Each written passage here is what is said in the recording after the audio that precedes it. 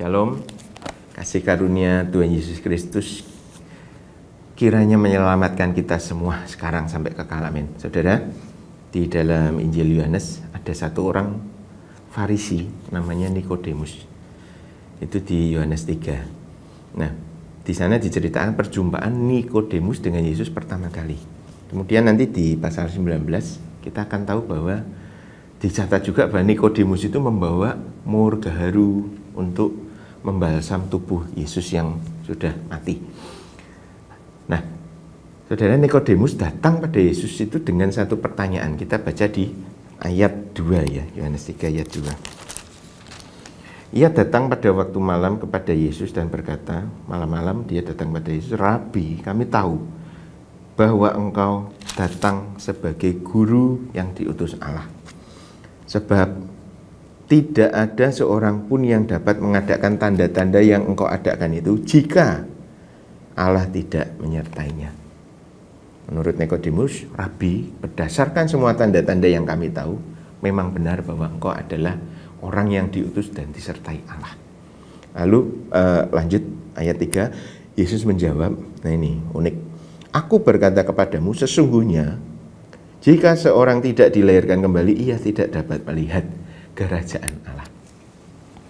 Nah, jawaban Yesus di ayat 3 ini tiba-tiba dia menjelaskan bahwa untuk melihat kerajaan Allah, orang harus dilahirkan kembali. Nah, kalau kita baca hari ini, saudara, narasi ini tentunya agak aneh. Karena Nikodemus itu sedang menyatakan bahwa Yesus memang engkau itu diutus dan disertai Allah menurut tanda-tanda Mesias.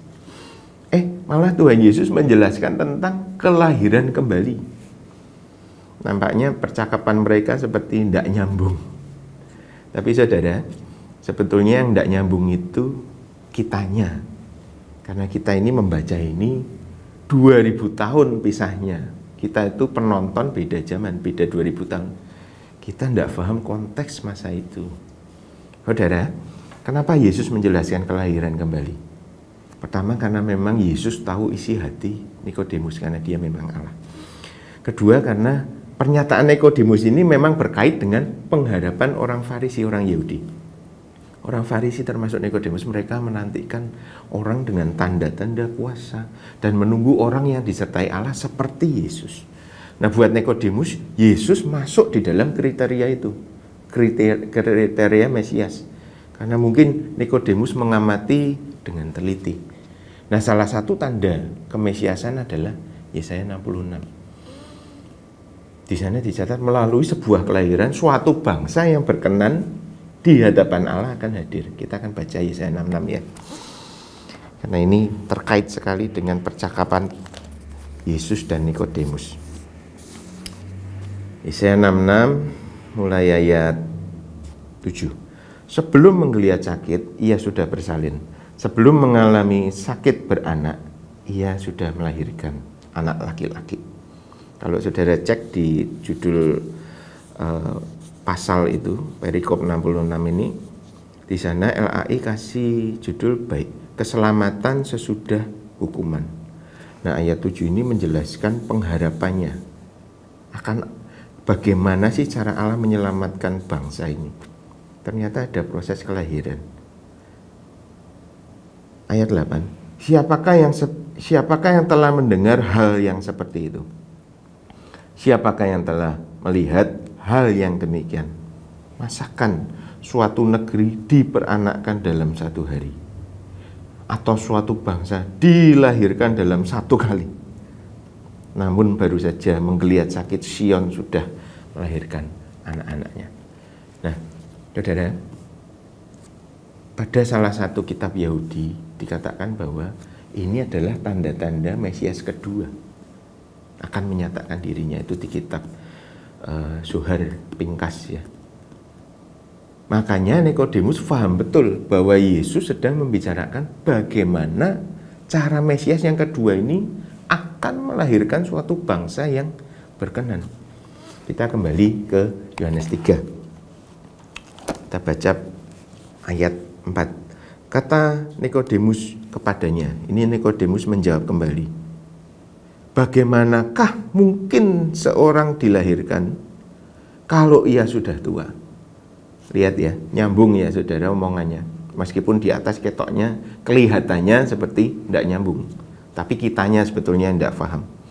Tapi di ayat 4 ini jelas Nikodemus paham maksud Yesus. Bagaimana mungkin seorang dilahirkan kalau ia sudah tua? Dapatkah ia masuk kembali ke dalam rahim ibunya dan dilahirkan kembali? Tuhan, gimana caranya orang yang sudah tua dilahirkan kembali?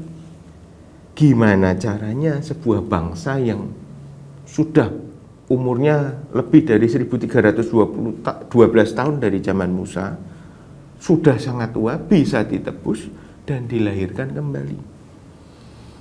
Jadi sampai di sini Nikodemus itu sudah paham bahwa Mesias ini akan melahirkan suatu bangsa yang berkenan. Tapi karena pola pikirnya Nikodemus ini masih seputar pemulihan kerajaan Israel, makanya dia bingung bagaimana bangsa ini, bagaimana orang-orang tua ini dilahirkan jadi berkenan. Seorang tua dilahirkan kembali, apa tidak terlambat, Rabi Yesus? Apakah engkau datangnya tidak terlambat? Apakah keselamatan Allah ini tidak terlambat? Apakah ini namanya takdir bahwa bangsa Israel akan binasa?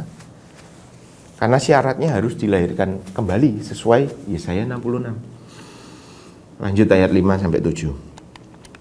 Jawab Yesus, Aku berkata kepadamu, sesungguhnya jika seorang tidak dilahirkan dari air dan roh, ia tidak dapat masuk ke dalam kerajaan Allah. Apa yang dilahirkan dari daging adalah daging, dan apa yang dilahirkan dari roh adalah roh. Jangan engkau heran, hai Nikodemus, karena aku berkata kepadamu, kamu harus dilahirkan kembali. 8. Angin bertiup kemana ia mau, dan engkau mendengar bunyinya, tetapi engkau tidak tahu dari mana ia datang atau kemana ia pergi. Demikianlah halnya dengan tiap-tiap orang yang lahir dari roh. Nikodemus tanya lagi, bagaimanakah mungkin hal itu terjadi? 10. Engkau adalah pengajar Israel dan engkau tidak mengerti hal-hal itu, kata Yesus. 11. Aku berkata kepadamu, sesungguhnya kami berkata-kata tentang apa yang kami ketahui dan kami bersaksi tentang apa yang kami lihat, tetapi kamu tidak menerima kesaksian kami. 12. Kamu tidak percaya waktu aku berkata-kata kepadamu tentang hal duniawi. Bagaimana kamu akan percaya kalau aku berkata-kata kepadamu tentang hal-hal surgawi? 13. Tidak ada seorang pun yang telah naik ke surga selain daripada dia yang telah turun dari surga, yaitu anak manusia. Bicara tentang dirinya sendiri. 14. Dan sama seperti Musa meninggikan ular di padang gurun, demikian juga anak manusia harus ditinggikan, supaya setiap orang yang percaya kepadanya beroleh hidup yang kekal. Amin. Tuhan Yesus menjawab, harus dilahirkan dari air dan roh, supaya orang bisa masuk dalam kerajaan Allah. Apa yang dilahirkan dari daging adalah daging, tapi apa yang dilahirkan dari roh adalah roh. Dan kalau kita baca penjelasan Tuhan Yesus, nanti sampai ke ular tembaga, nekas hanekoset, ular tembaga, nehustan.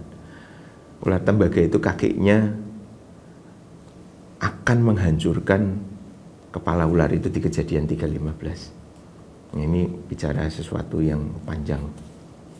Maut dikalahkan, tapi itu punya penjelasannya tersendiri. Nah sekarang, apa maksud dilahirkan dari air dan roh? Supaya seorang manusia itu bisa diterima dalam kerajaan Allah. Nah ini saudara, kita baca di 1 Yohanes 5 ayat 6. 1 Yohanes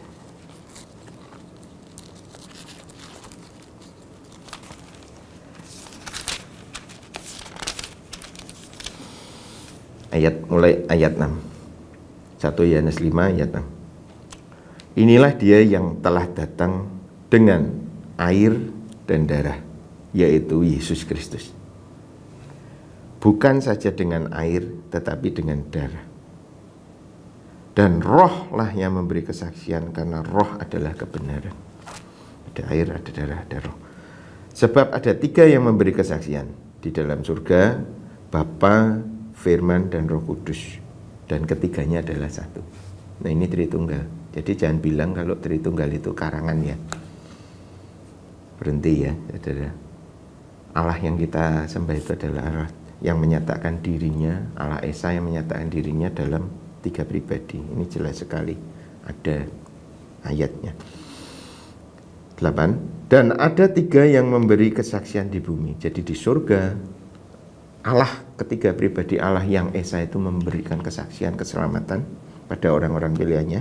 Di bumi juga ada 3 yang memberi kesaksian, roh dan air dan darah. Dan ketiganya adalah satu. Saudara, Tuhan Yesus datang dengan air dan darah dan roh. Tadi di surga ada kesaksian Tritunggal.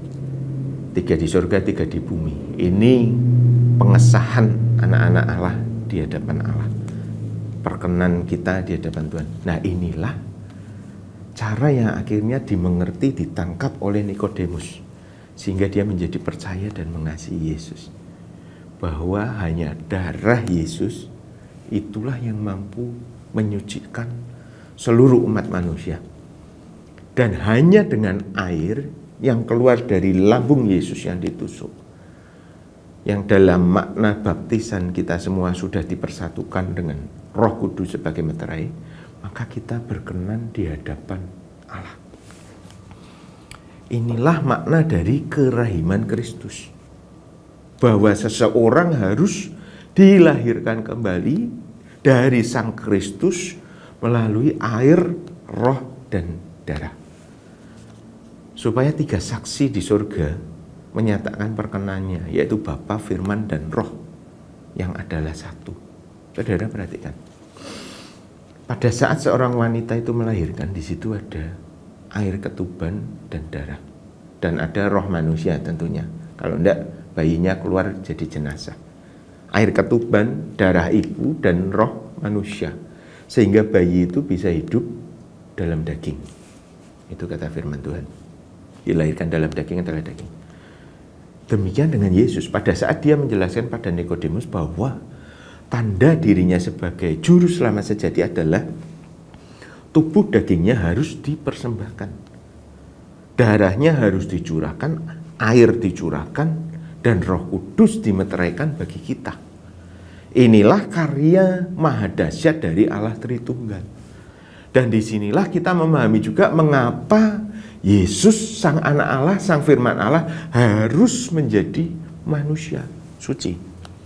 Kai hologos saks egeneto, dan firman itu menjadi manusia. Saudara, belakangan ini ada penyimpangan, penyesatan yang fundamental, yang menyangkali kealahan Yesus maupun kemanusiaan Yesus. Nah, ini bukan bagian dari kekristenan.